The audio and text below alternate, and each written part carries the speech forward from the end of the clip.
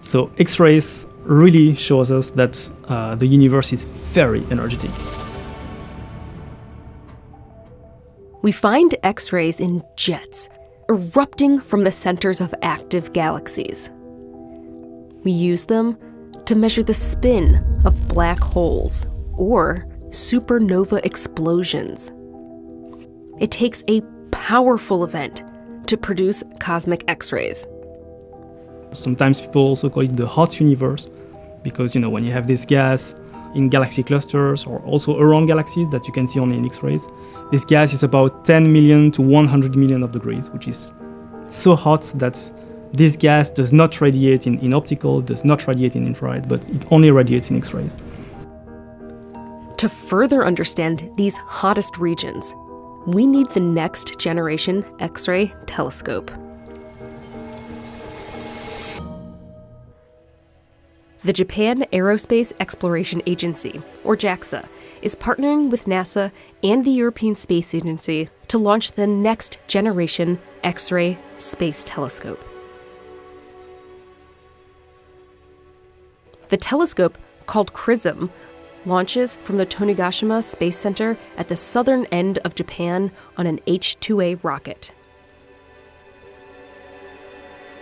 The spacecraft weighs over 5,000 pounds, stands over 30 feet tall, and will orbit approximately 340 miles above Earth. We're familiar with the medical uses of X-rays. X-ray light is energetic enough to pass through our skin. Our calcium-dense bones absorb that light, blocking it from reaching the detector and creating a shadow. Luckily for us, X-rays from space don't make it through our atmosphere. But what that does mean is that we have to send X-ray hunting missions into orbit to detect this high-energy light. XRISM also needs special kinds of mirrors, which were built at NASA's Goddard Space Flight Center. The type of the mirror is called a nested mirror. It looks like a cross-section of the onions.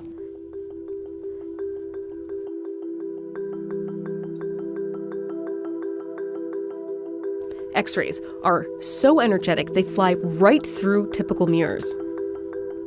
For the visible light, we typically place the mirror like this, so that light just bounces back. But for the X-rays, this doesn't work, so that we put the mirror like this, so that X-rays just graze surface of the shell. When they strike mirrors at very shallow angles, X-rays too can bounce. And then so we made it like a conical shell like this, then X-ray can be directed.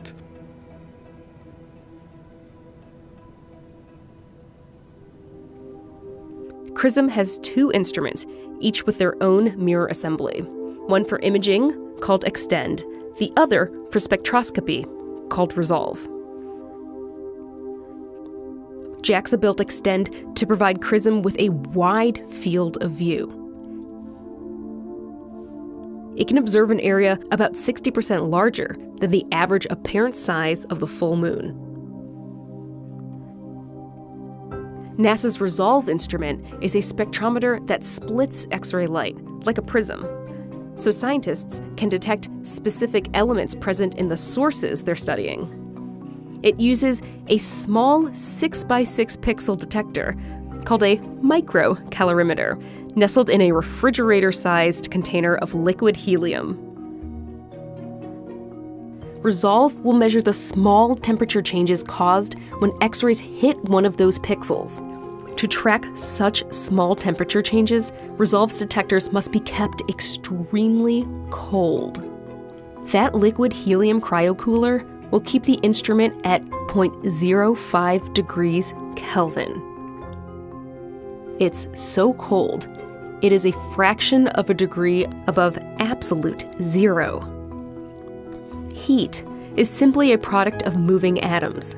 Keeping Resolve's detector that cold means that the atoms barely move.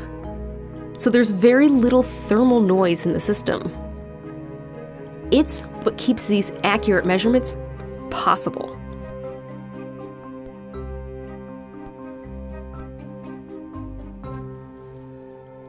Each X-ray detected will help scientists pursue many questions about the hottest regions of the cosmos.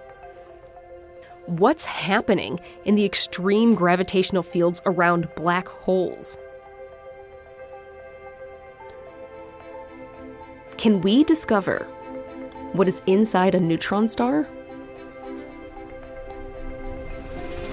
How did some of the universe's largest structures, like galaxy clusters, evolve? Optical telescope, you will just see galaxies everywhere. If you look at this same cluster of galaxies in X-rays, you will see actually a lot of gas. And this gas, it constitutes actually most of the matter, the cluster of the galaxies, which is something extremely important to understand, because it means that most of the matter in the universe is not in the form of planets or stars, but it's really in the form of this gas.